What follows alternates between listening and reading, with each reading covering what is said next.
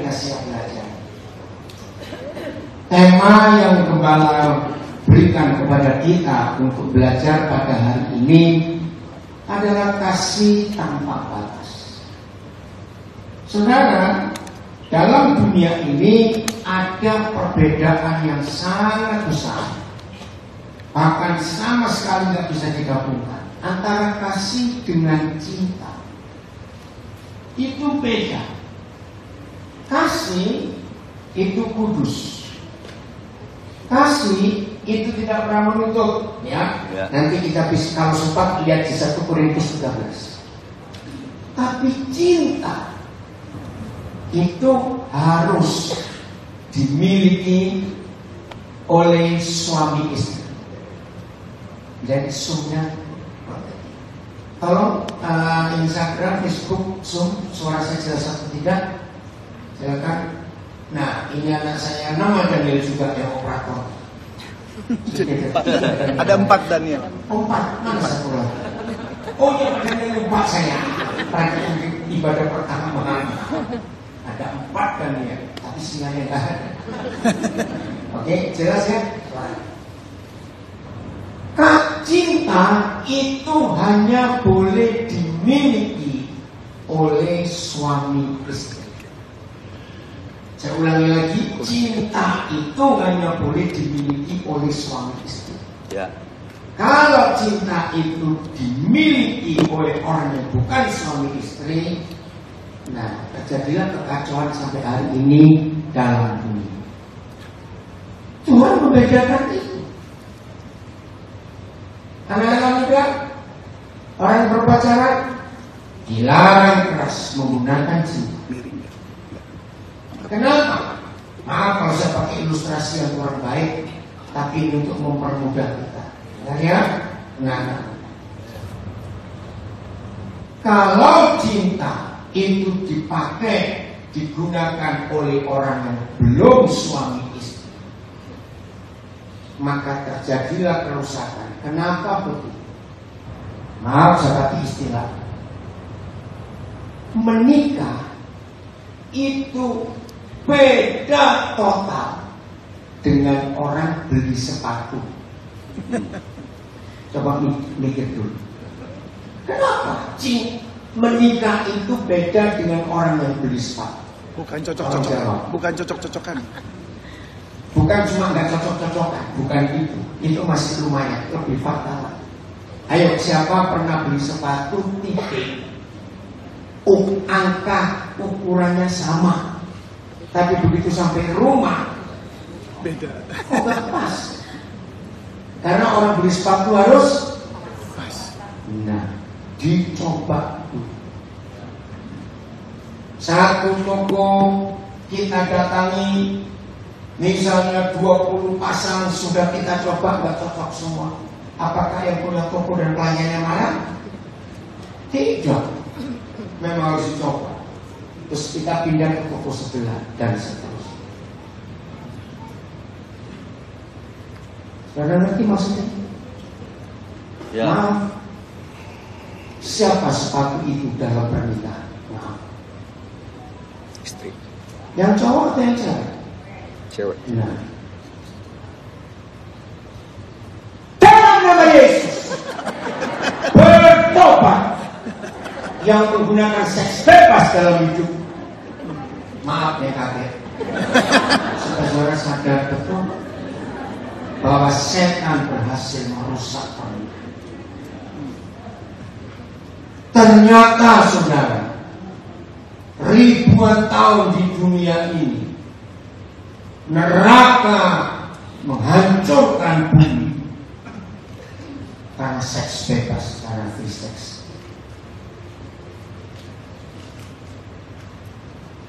Maka itu ketika maaf ada cowok-cowok bajingan, ada cewek-cewek bodoh, maaf, dicoba. Kita lihat satu ayat ini, 2 Samuel 13 ayat yang ke-15. 2 sampai yang di Zoom, apa di Facebook itu ada. Yang di Facebook ada suara bisa di. Sekarang tolong baca dari ayat 1. Hari itu Amnon, ya, itu salah satu anak Daud jatuh cinta kepada seorang gadis yang masih ada hubungan keluarga. Begitu hebat cintanya. Ini cinta bukan kasih. Akhirnya terjadi perjinahan. Kemudian timbullah apa? Baca. Kebencian. Ayo baca, semuanya baca. Kemudian timbullah Kebencian yang sangat besar pada Amnon terhadap gadis itu. Lihat celakanya. Bahkan lebih besar benci yang dirasakan. Lebih besar benci yang dirasanya kepada gadis itu daripada cinta yang dirasanya sebelum ada hubungan seks itu. Lalu Amnon berkata kepadanya, bangunlah, enyah. Saudara, saya pernah diskusi dengan beberapa psikolog tentang ayat ini. Dan semua psikolog dunia mengaku kalau sampai ada 2 orang pacaran dan cowoknya memerawani ceweknya 99% pasti cowoknya akan menghempaskan, melempar, membuang pacarnya itu. Bangunlah, enyah. Saudara, ini terjadi sampai hari ini. Mengapa yang namanya laki-laki ini, mau saya berkata apa adanya, mengapa yang namanya laki-laki, semua laki-laki, kalau sudah pernah memerawani seseorang, maka laki-laki itu tidak pernah puas dan akan cari perawan yang lain, dan itu berlanjut jalan. Dalam ilmu jiwa dibuktikan kitab suci kita, kitab imamat, kitab keluaran adalah satu-satunya buku di dunia ini yang menuliskan tentang keperawanan. Tidak ada buku lain di dunia yang begitu hebat menuliskan tentang kegadisan, selaput darah, keperawanan. Tolong catat. Gereja harusnya memberitakan fakta ini supaya setan berhenti bekerja dan banyak gadis-gadis yang pintar, tidak bodoh lagi. Amin. Harus khotbah ini di sana. Karena lawannya kasih itu bukan benci, tapi cinta. Ngeri ya? Saya lanjut. Robeknya selaput darah, dan hanya gadis yang punya. Robeknya selaput darah. Kalau yang merobek bukan berstatus suami, catat, maka pemilik selaput darah yang terobek itu akan terobek jiwanya juga.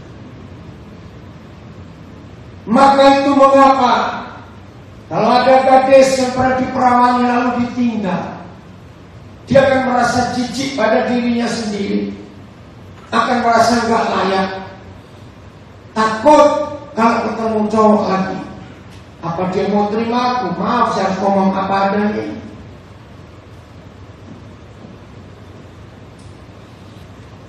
Karena dia merasa tidak ada harganya lagi,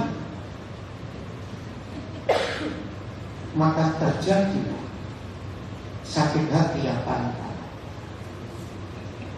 Dan biasanya cowok-cowok bajingan ini setelah mencampakkan yang diperawan, tidak sampai seminggu dasar gaji, dia bisa dapat cewek yang lain. Ketika yang pertama ini tahu, wih, bajingan itu punya cewek lain, sesama perempuan, dia punya rasa belas kasihan, jangan sampai kamu diperawani lagi. Tapi Tapi ini masalah. Ayo jawab pertanyaan saya. Mungkinkah gadis ini datangi cewek baru bajingan itu terus beritahu hati-hati lu dengan dia? Ayo kira-kira kalau kita cewek barunya terus ada cewek itu datang, kira-kira kita bagaimana? Cepat dong, ayo kita belajar bagi anak-anak muda. Papa mama harus tahu. Kira-kira yang baru ini akan ngomong apa?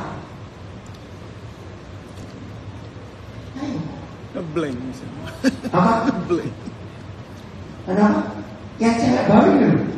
Kalau didatangi oleh cewek yang lama, Si cewek. hati-hati loh kamu dengan cowok itu. Ayo cepat jawab. Ya, ngerasa Kita menang diskusi. kan? Ngerasa menang dong. Kaget. Kaget. Nggak terlalu cakep berarti. Bukan kaget, salah. Coba jadi cewek yang pertama atau kedua. Ini cara kita belajar firman. Enggak kaget, salah. Bangga. Apa? Marah. Nah, yang betul. Cemburu. Oh, kamu sakit hati ya? Mantanmu aku ambil. Gak akan diterima pendapat cewek yang pertama ini. Betul atau? Pasti kamu iri hati karena bisa dapatnya. Saudara, pekerjaan setan itu ada di dalam gereja, di antara pemuda-pemudi latihan. Maka itu berapa kali terjadi dalam gereja, akhirnya mereka pasti pindah gereja. Yang cowok ini sudah dikenal oleh anggota gereja, dia akan pindah gereja. Dasar bajingan walaupun di dalam gereja, dia akan cari cewek lain di gereja lain. Dan yang pertama ini merasa malu karena ketawa, pindah gereja juga. Saya percepat. Mengapa ada perempuan-perempuan, maaf, menjadi pelakor, tahu kata ini, mengganggu suami orang? 90% penyebab wanita menjadi pengganggu suami orang gara-gara seks bebas ini. Loh kok bisa? Saya jelaskan cara kerja saya. Ketika dia sudah disakiti karena diperawan, nggak bisa dia balas kepada cowok itu. Salah satu cara pembalasan, dia ingin cari perempuan yang senasib dengan dia. Bagaimana caranya bisa dapat perempuan yang senasib dengan dia? Cari yang sudah punya suami dan ganggu suami. Dan ketika suaminya ini diganggu, ayo kira-kira kita jadi istrinya sakit hati pada perempuan ini. Coba sakit hati. Ketika perempuan ini tahu istrinya orang itu sakit hati, ini puas ya. Aku punya teman baru yang sakit hati. Dan ini berlanjut lagi ganggu suami orang lain.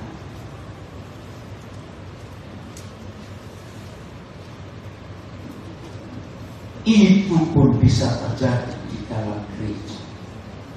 Saya berkata betul Ustaz. Saling mengganggu, saling menggoda.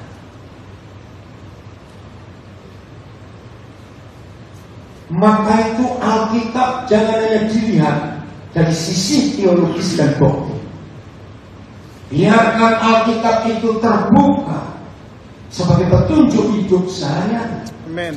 Sebab kalau Alkitab sudah dipakai doktrin dan dengan istilah teolog, hancur. Ini terjadi.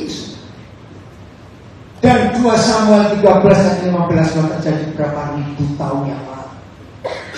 Dan setan masih melanjutkan sampai hari ini. Anak-anak yang gak adil dengan papa mama, beritahukan teman-teman dan jaga diri. Baik kamu anak laki maupun anak perempuan. Papa mama cerewetlah kepada anak-anak kita untuk kebaikan. Ya. Jadi ngerti maksud tadi bahwa menikah itu tidak sama dengan orang beli sepatu, goblok. Catat itu baik-baik. Nggak ada coba-coba. Mengerikan sekali. Ayat kedua, Kejadian 1 ayat 28. Ini hukum surga yang dibenci oleh neraka, dan neraka berhasil merusak dengan seks bebas. Tuhan memberkati mereka. Siapa mereka di sini? Adam dan Hawa. Adam dan Hawa. Berarti apa arti kata Tuhan memberkati? Mereka ngapain? Cepetan. Karena waktunya pendek saya. Dalam Dan pernikahan. ada perjamuan kudus, ada acara ulang tahun, keren sekali. Ayo, apa arti kata memberkati di sini? Cepetan. Dalam pernikahan. Menikah. Tuhan memberkati mereka. Saudara perhatikan. Kata berkat untuk manusia yang pertama kali muncul di kitab suci justru waktu kita menikah. Keren ya Tuhan. Amin. Gak ada orang yang gak suka berkat, betul? Iya. Gak ada. Berkat dalam bahasa Ibrani-nya barak. Nah, jadi berkat itu akan ada di hidup manusia pada waktu menikah. Tapi dengan syarat, hanya gereja satu-satunya kelompok manusia di dunia ini yang punya 3 kalimat ini dalam pernikahan: peneguhan, pemberkatan, nikah kudus. Gereja tidak boleh menghapus salah satu dari 3. Yang pertama diteguhkan dulu, setelah sah baru ada pemberkatan, tapi harus kudus. Dari mana hukum kudus? Dari ayat ini. Berarti Tuhan memberkati manusia yang menikah, lalu Tuhan memberi hukum, kalau saya pakai kata yang lebih tepat, kepada manusia. Apa hukumnya? Setelah sah jadi suami istri, baru boleh jadi papa mama. Ini urutan. Tapi yang setan rusak di balik hukum ini dengan cinta yang harusnya dimulai dengan kasih. Apa yang mereka buat? Seks dulu, baru disahkan. Apa lawan katanya berkat? Tutup. Suara ngeri. Ternyata pintu berkat dan pintu kutuk itu satu, yaitu pernikahan. Kaget saya waktu Roh Kudus beritahukan pernikahan yang kudus pasti ada berkat. Pernikahan yang kudus supaya lebih mudah saja, pasti ada. Ya. Eropa yang di berapa banyak abad yang lalu sangat ketat dalam peraturan. Maka itu hukum gereja Eropa pada masa itu, pengantin yang masuk untuk diberkati, maka tirai apa ya, penutup wajah perempuan itu sebagai tanda dia ini masih perawat atau sudah tidak perawat. Dengan cara ini hukum gereja Eropa pada waktu itu sangat berbeda. Kalau yang menikah ini bukan gadis lagi karena mereka melanggar hukum ini, maka waktu pengantin masuk ke dalam gereja, cadar nggak boleh ditutup sebagai itu. Dan begitu yang hadir di gereja tahu, oh berarti sudah kudus lagi. Saudara, maaf saya harus ngomong. Nih, 2 gembala yang namanya sama-sama dan juga bisa ditanya. Apa ada hamba-hamba lain di sini?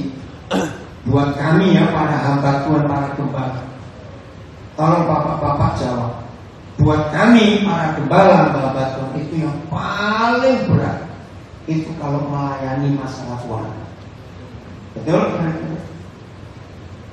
Ya. Ini cuma intermezzo, jangan mikir macam-macam. Apalagi waktu mereka pesta kami gak diundang. Tapi waktu mereka punya masalah kami diundang. Maaf, setuju kan? Saya ngomong. Menyelesaikan masalah rumah tangga itu lebih rumit dari ngurusi pemilu. Oh, nggak percaya?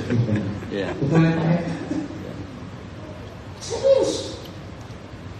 Nah, saya nggak mau lama-lama untuk melayani masalah keluarga. Saya maunya cepat saja karena buang waktu. Suatu hari sudah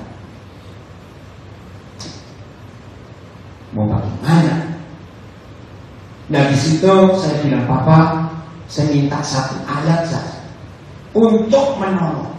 Kenapa sih banyak keluarga, termasuk keluarga pendeta, bisa kisruh, bisa ribut seperti itu?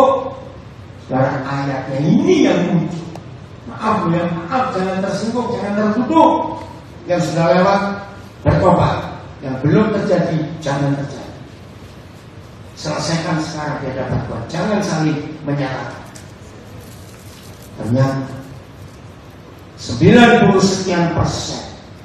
keluarga-keluarga yang bermasalah yang Tuhan pernah percayakan kepada saya untuk menyelesaikan, ternyata masalahnya di sini.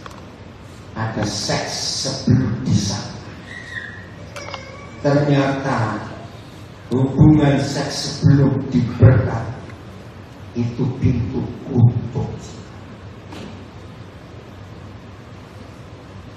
Sejak hari itu saya tidak pernah berlama-lama kalau melayani masalah keluarga. Bertobat, mana? Maaf ya, saya harus ngomong kan. Biasanya dalam masalah seks, maaf. Biasanya loh ya, umumnya yang laki atau yang perempuan, ini masih pacaran, yang minta urusan maksa. Tapi saya jawab kalau urusan halu yang laki, betul. Walaupun tidak terjadi hubungan seks, ada masalah. Karena ini penelitian saya. Mudah-mudahan saya mampu menyelesaikan di satu sesi ini. Harus ini pelajaran bersambung soal pernikahan. Karena ini hebat sekali Alkitab. Siapa setuju kalimat ini?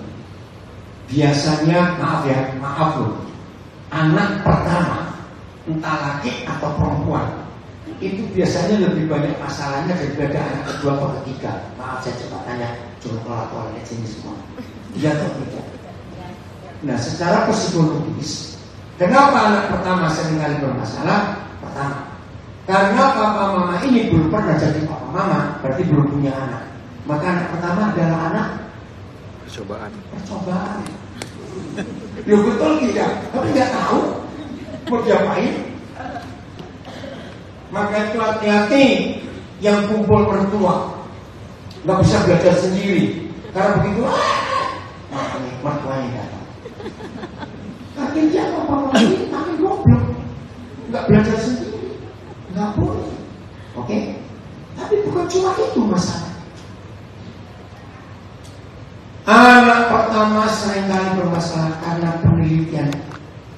Walaupun nggak ada hubungan seks, tapi selama mereka pacaran, gadis ini taat, gadis ini setia, nggak mau diajak tidur bersama oleh pacarnya atau calon suaminya. Tunggu setelah kita menikah. Nah ini psikologis. Sampai hari ini tidak pernah ada ilmu kedokteran yang memberi ukuran. Maaf, seorang istri mengandung berapa bulan itu nggak bisa hubungan lagi dengan suaminya. Itu nggak ada peraturan. Tergantung keadaan istri, tergantung besar kecil kandungan, macam-macam. Ada istri yang baru masuk bulan keempat, ini anak pertama, mengandung. Dia nggak bisa melayani suaminya lagi. Nah suaminya sebagai calon papa Waduh, senang sekali karena mau jadi papa. Jadi tiap kali pulang kerja, nyanyi-nyanyi, lompat-lompat, terus ciumi perut istrinya. Nak, papa pulang, nak. Wah, pokoknya begitu. Hari-hari terus begitu. Nah, setan datang. Kamu ingat gak waktu pacaran ini? Dia kan gila seks. Maaf ya saya ngomong apa. Ini sudah berapa hari kamu tak melayani dia? Dia kok senang-senang terus, gembira-gembira terus. Maaf, jujur kalau kita semua jadi istri, mikir apa ya? Ayo cepat kita belajar. Jangan. Selingkuh. Padahal suami ini takut Tuhan. Dia gak pernah mikir perempuan lain. Tapi setan sudah masuk karena ingat waktu pacaran. Aku baru ngandung 4 bulan. Masih ada 5 bulan lagi. Dan sebagai ibu yang normal, begitu anak lahir, maaf, walaupun itu sesar, maka apalagi yang normal, memulihkan rahim itu perlu waktu. Jadi masih ada 5 bulan ditambah sekian waktu lagi, baru istri bisa melayani suaminya. Ngerti nggak maksud saya? Ya nggak ngerti nggak apa-apa. Pokoknya bakso masih enak. Ya ngerti lanjut. Ini penting sekali. Berarti istrinya curiga nggak pada suami? Curiga. Sangat. Bahkan curiganya sudah mengarah ke tuduhan. Yang tadinya jangan, berapa waktu kemudian ini pasti. Ayo, kalau kita jadi perempuan. Nah, suami tetap tidak merasa bahwa dia dicurigai. Tiap kali didekati, istri bilang dekat ini orang hamil. Oh panas. Suami yang tulus ini, oh bawaan bayi. Bisa tuh suami ngomong seperti itu, sadar. Tidur, pengen dekat-dekat sama suami istri kok. Gak enak. Oh bawaan bayi. Maaf saya ngomong, segoblok-gobloknya orang goblok. Kalau juga kayak terus lama-lama ngerti, maaf. Lu siapa cepat? Ngerti.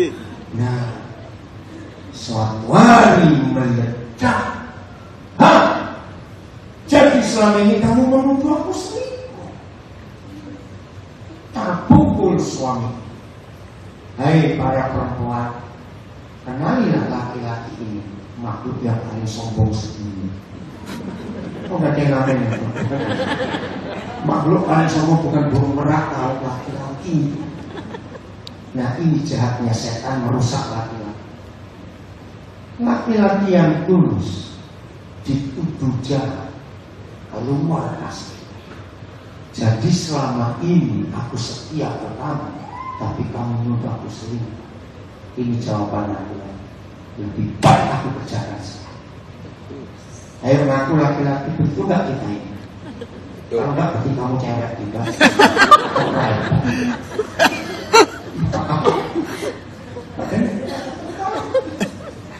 Itu laki-laki. Maka itu lihat, kalau perempuan ngaku salah, langsung ya. Kalau laki-laki cari alasan yang macam-macam. Betul atau tidak? Maka itu Tuhan sayang kita luar biasa. Amin. Kiranya hukum ini benar. Akhirnya anak dalam kandungan ini tersiksa batinnya. Sebab sejak hari itu papa mamanya seperti Hamas dan Israel. Ngerti maksudnya? Apa? Perang. Nah, panas mendidih di rumah. Hati-hati. Ini penelitian saya. Anak ini lahir, otomatis dia nggak suka papa gara-gara perasaan. Korbannya bertambah. Loh kok bisa? Karena ini belum tahu siapa bapaknya. Alkitab penulisan waktunya ini tak bisa saya perpanjang. Hanya Alkitab satu-satunya buku yang memberitahu bahwa karakter anak itu tidak turun dari papa mama. Pasti saudara berkata salah. Ayo, siapa yang percaya karakter anak itu turun dari papa mamanya? Coba tanda tangan yang percaya. Terus saya tanya, percaya? Ayo, yang lain mana? Punya tangan gak sih? Percaya karakter anak turun dari papa mama? Salah. Loh, saya buktikan. Jangan yang punya satu anak atau dua, nggak bisa. Kalau cuma satu dua ya salah satu. Tapi yang lebih dari 3 atau 4, atau saudara punya teman, punya sepupu, anaknya lebih dari 3. Kalau anak itu karakternya nurun dari papa mamanya, berarti 3, 4 kakak beradik harusnya sama 3 karakter. Harusnya sama, tidak bisa ngomong, Sama. Faktanya Beda. itu saya sendiri Januari 78 saya menemukan kebenaran dari kitab Markus. Ternyata karakter anak bukan nurun dari papa mama, tapi karakter anak 100% dari suasana hati mama waktu mengandung 9 bulan 10 hari. Mama yang penuh kebencian kepada papanya si anak itu diserap oleh anak ini untuk ikut benci papa. Wow. Mama selama mengandung hidupnya disayang orang tua, disayang suami, disayang mertua. Saya percepat, yakinlah akan lahir anak yang sanguin. Tahu nggak sanguin? Ramenya luar biasa. Jarang kelihatan susah. Ya karena 9 bulan 10 hari hati mama gembira terus. Tapi mama yang mengandung penuh tekanan, penuh penderitaan, akan lahir anak. Saya persingkat ya, nggak bisa disusi. Akan lahir anak yang melankos. Jadi karakter kita nggak nurun ke anak. Tapi 9 bulan 10 hari hati mama seperti apa? Itu anak kita. Keren Alkitab. Wow. Maka itu sekarang yang punya lebih dari 3 anak mikir waktu lalu 100%. Maka itu Alkitab itu satu-satunya buku yang namanya kebenaran. Nah, memang dia benar. Berarti sekarang tolong yang di mungkin ide gimana? Belakang. Tolong tuliskan nomor HP saya senang kalau saudara diskusi 0812 cepat. Ayo sekali ayat-ayat. Ayo kita diskusi. Ini masalah yang luar biasa yang hanya kita bisa menyelesaikan. Katakan. Ya, psikolog psikiater bisa menyelesaikan. Ini firman 0812 23 34-nya kita. Saya dapat nomor ini dari salah satu anak saya yang punya counter HP. Pak, ada nomor saya. Itu yang kasih saya. Terus anak saya yang satu berdiri bukan nomor cantik, nomornya orang goblok sebagai nomor dia apa? Begitu senang punya banyak anak, lucu. Tolong tayangan ya. Oke, saya lanjut. Jadi suasana hati mama yang mengandung itulah anak. Saya harap setelah dengar firman ini, ayo punya anak lagi. Loh, nggak apa-apa. Praktekkan firman ini, buktikan firman ini. Ya, sudah kalau nggak mau ya cucunya disiapkan. Ya, hebat ya Alkitab. Oke, lanjut. Jadi cinta itu kok belum ditanyakan? Saya mau pakai ayat Alkitab. Cinta nggak boleh untuk suami istri. Selama pacaran tidak boleh ada cinta, hanya ada kasih.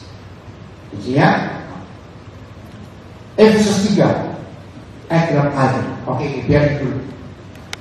Ada yang gede bisa nggak? kosong. Oh, di sini gede pada situ saya lihat ya. Doa Paulus yang paling terkenal bukan doa supaya kita kaya, supaya kita sehat, supaya kita apapun itu. Inilah satu-satunya doa yang tercatat di Alkitab, yaitu doanya Paulus yang paling lengkap. Efesus 3 ayat 18. Dan kalau sampai seorang hamba Tuhan sehebat Paulus berdoa dan doanya dijadikan firman dan tercatat sampai hari ini dan seluruh dunia bisa membaca, berarti ini serius. Apa dia doa? Ayo, Efesus 3.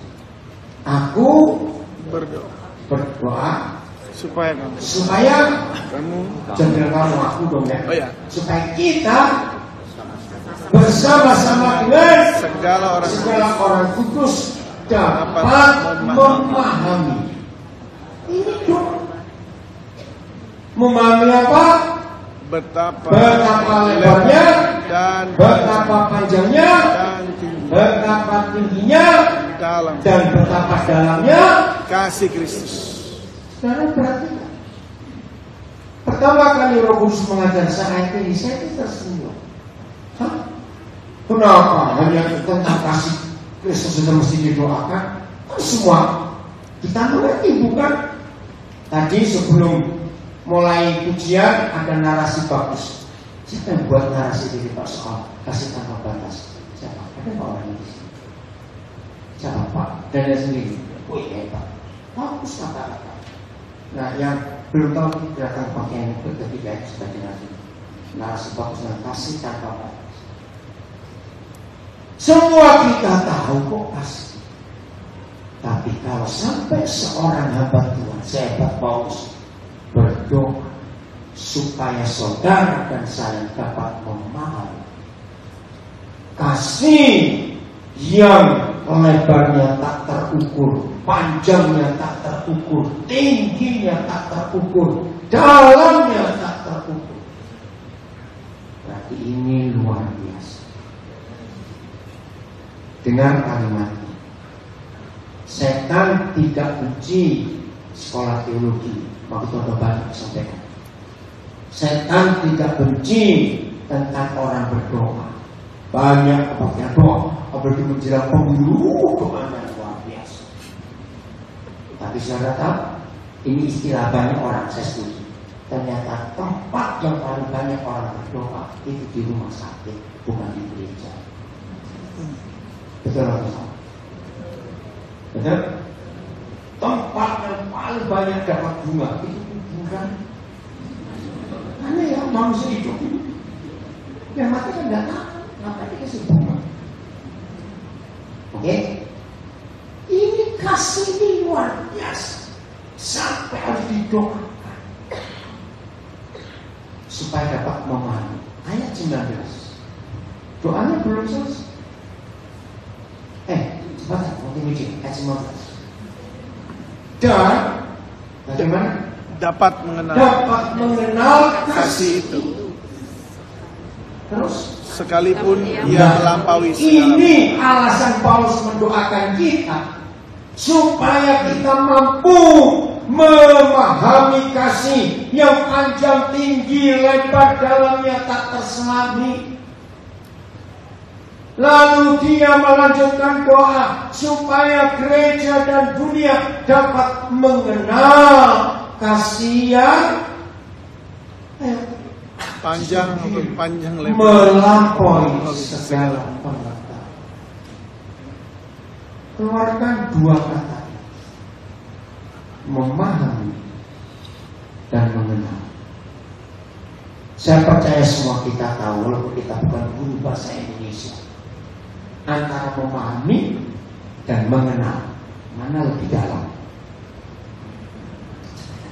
Memahami. Jelas.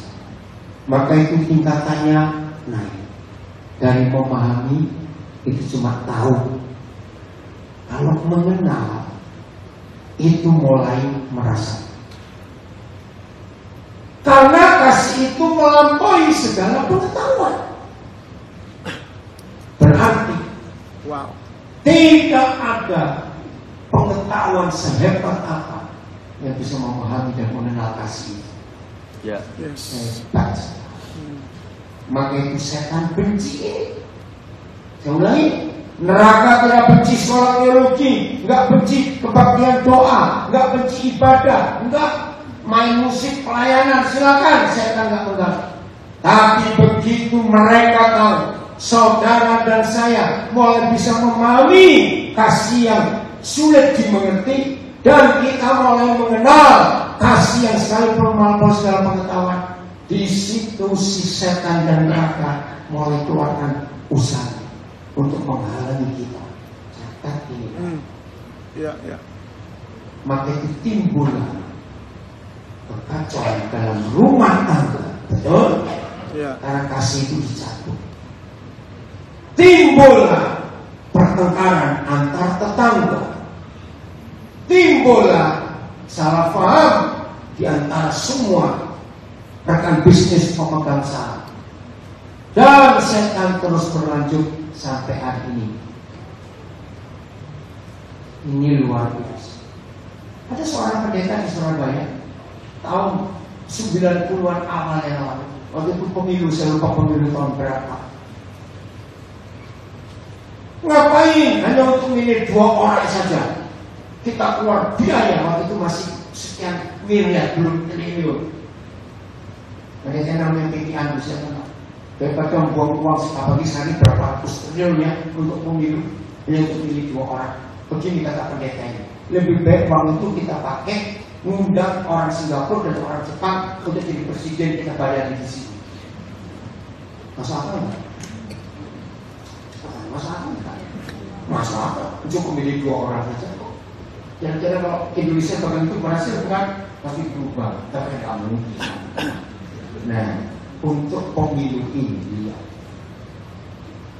hanya milih 2 orang dari yang 6, pusing yang luar biasa. Setan berhasil mencuri kasih.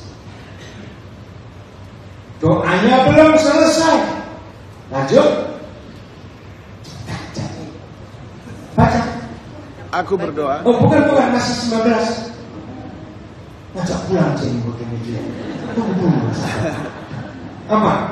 Aku berdoa. Nah, doa lagi loh dia. Supaya kita dipenuhi. Supaya kita dipenuhi. Dipenuhi dalam seluruh kemampuan. Kasih itu saya ganti. Boleh nggak kata Tuhan saya ganti kasih? Karena 1 yang ke-4 ayat 8, siapa kasih itu? Tuhan sendiri.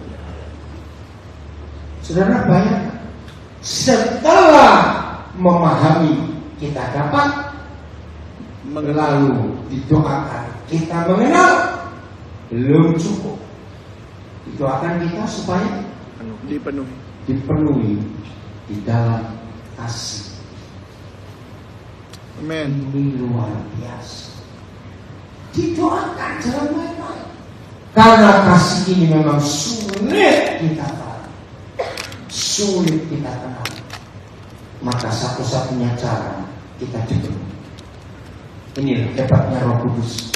Ya, maka itu saya berhati-hati dengan semua teologi dan doktrin gereja, karena 2 hal ini yang merusak kebenaran sampai jadi kacau gereja hanya karena doktrin. Semua doktrin gereja tidak ada yang tidak berasal dari Alkitab, tapi kok hasilnya perpecahan. Alkitab yang mana pakai? Maaf, saya minta Roh Kudus menjelaskan saya apa itu dipenuhi. Sampai suatu hari Roh Kudus bilang kepada saya, apa bedanya, saya tanya cepat ya, apa bedanya orang tenggelam dan orang berenang kalau air itu adalah kasih? Betul? Tidak saja Pak Jokowi saja. Apa bedanya orang tenggelam dan orang berenang kalau air itu adalah kasih? Jangan pesan. Nggak dilihat ada depa mata saya. Apa bedanya orang tenggelam dan orang berenang? Ini ketiga. Dikuasai dan menguasai. Kalau tenggelam, Oh, menikmati kasih. Kalau berenang jangan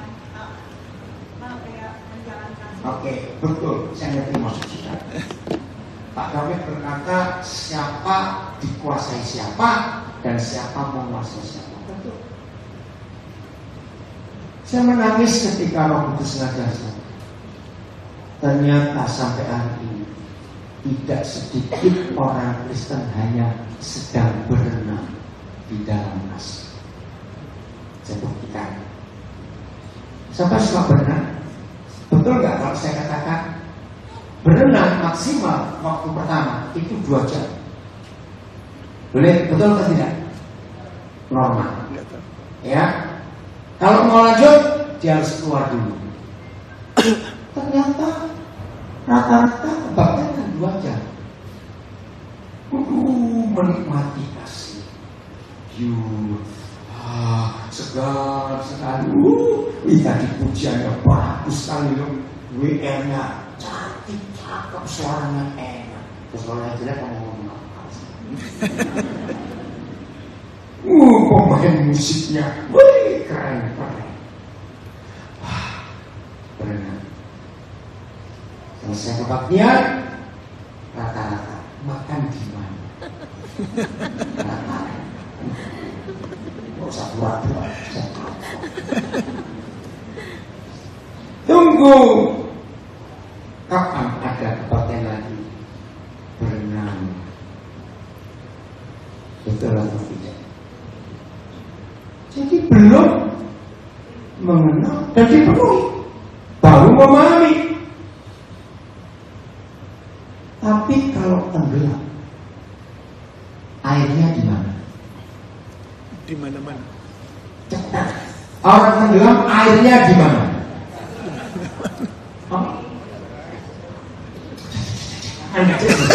Saya tanya orang tenggelam, airnya di mana? Susah berjawabnya. Di mana-mana. Apa? Di sekeliling. Airnya memenuhi orang itu, maka itu mati. Kelelep. Dan air menguasai kita. Orang berenang itu menguasai air. Orang tenggelam dikuasai air. Jujur, saudara sedang apa? Jangan memikirkan. Kira-kira sedikit atau banyak murid Yesus yang masih berenang? Coba. Banyak. Banyak. Sedikit yang sudah berenang.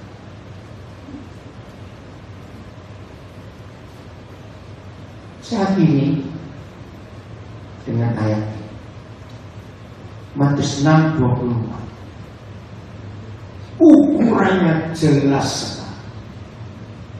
Kasih tanpa batas, itulah Bapa di surga. Amin.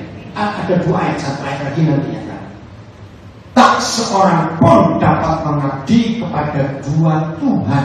Langsung dari 2 Tuhan, bukan Tuhan. Karena jika demikian, ia akan membenci yang seorang dan mengasihi yang lain. Atau ia akan setia kepada yang seorang dan tidak mengindahkan yang lain. Kita tidak dapat mengabdi kepada 2 Tuhan, yaitu Tuhan yang benar dan uang.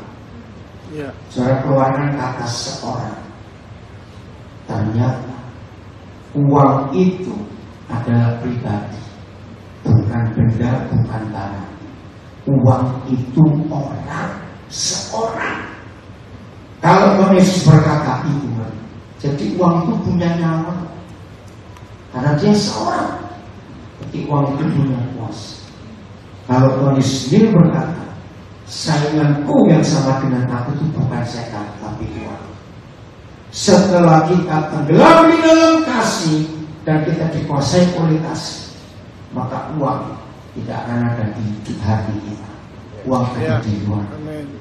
Dengan kata lain, kasih tanpa batas adalah orang yang berani menyerahkan nyawanya untuk orang lain. Amin. Amin. Yes. Maka itu pilih. Kalau saudara masih punya dua Tuhan, nggak bisa. Tuhan minta milih sebagai anak warga saya. Ya. Dan inilah kasih tanpa batas. 1 Yohanes 3 ayat 16. Roh Kudus tolonglah. Nah, suami istri, dengar ya, suami istri yang rajin bertengkar, ada nggak? Ditanya kok. Ada nggak suami istri rajin bertengkar? Ya. Hanya bukan ada. Berarti nggak ada kasih di dalam keluarga. Yang ada cuma dendam, kemarahan, kebencian. Catat, yang menderita pasti anak. Betul apa salah? Betul. Kasihan mereka. Mereka itu baru mulai hidup. Kita sudah jalani sekian tahun hidup, kita siksa mereka. Nah, sekarang saya punya konsep yang kejam sekali. Karena saya pernah buat angket buat anak-anak. Mereka lebih suka. Ini angket kepada sekian hampir 1000 responden. Saya kirimkan, tolong isi buat anak-anak. Kalau ditanya, kamu lebih suka melihat papa mama ada tapi nggak berfungsi, atau kamu lebih suka lihat hubungan mereka? Responden saya hampir 80% menjawab, kami lebih suka lihat hubungan papa mama. Hancur hati ini. Maka itu papa mama yang tidak ada kasih, yang tidak memiliki kasih tanpa batas, untuk mereka mati. Anak-anak lebih bahagia daripada melihat 2 orang perang terus sampai tiap hari. Bahkan ada yang tiap hari perang, ada. Ngeri sekali. Ini dia. Masih ingat Yohanes 3:16? Apa ini? Karena begitu besar. Karena begitu besar kasih Tuhan kepada kita, sehingga Yesus mati untuk kita. Ternyata orang yang sama, Rasul Yohanes, menulis di angka pasal yang sama, angka 3, dan di angka ayat yang sama, ayat 16. Ternyata antara Injil dengan surat Yohanes ini ada penjelasan yang luar biasa. 1 Yohanes 3:16. Demikianlah kita ketahui Kasih Kristus. Nah, nanti dong. Demikianlah kita ketahui kasih yang tanpa batas. Amin. Amin. Amin. Yaitu Bahwa ia telah menyerahkan nyawanya untuk kita. Nah, itu Yohanes 3:16. Titik koma. Jadi kita pun, siapa kita itu? saya. Saya gak akan lupa. Saya dapat revelation ini tanggal 27 Maret tahun 1983 waktu saya tinggal di Jerman. Ternyata Yohanes 3:16 tidak akan jadi apa-apa kalau tidak ada surat 1 Yohanes 3:16. Tuhan Yesus perlu mati berkali-kali atau 1 kali? 1 kali. Ini buktinya meja. Lalu bagaimana dengan masih ada sekian miliar manusia yang belum percaya Yesus? Menurut ayat ini siapa yang harus mati untuk mereka? Kita. Saya. Bukan Yesus. Wih, saya menangis. Jadi saya pun tadi. Ulang, 1, 2, 3, Jadi saya pun wajib menyerahkan nyawa saya untuk saudara saya. Karena bukan harus semua bahasa, coba bahasa Mandarin, bahasa Belanda, bahasa Jawa, bahasa Bangka, bahasa apa saja. Bahasa Inggris ada kata auto dan mas. Dan yang kata auto lebih dari harus, wajib menyerahkan nyawa. Setelah saudara dan saya menikmati gratis kasih yang tanpa batas, karena bajingan-bajingan seperti kita ini diampuni, betul? Ya. Maka kita pun harus wajib menyerahkan nyawa untuk orang. Ya. Apa itu nyawa? Ayat 17. 4 menit 44 detik.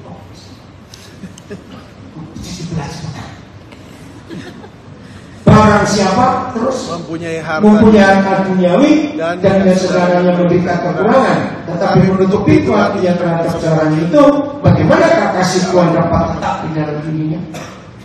Ternyata menyerahkan nyawa menurut ayat 16 1 Yohanes 3 itu menyerahkan harta. Jawabannya ada di ayat 17. Masih ingat dari berkata? Sebab di mana ada ilmu, di situ ada ilmu. Sebab di mana ada hartamu, di situ ada nyawamu. Dan ternyata ayat ini sangat dikenal oleh para penodong dan perampok. Pastinya zaman dulu. Apa dulu yang berkata? Harta atau nyawa. Perampok mengerti daripada kita. Jadi orang Kristen, murid Yesus yang sudah menikmati kasih tanpa batas pasti tidak pelit. Amin. Orang pelit kok dengar khotbahnya langsung budek.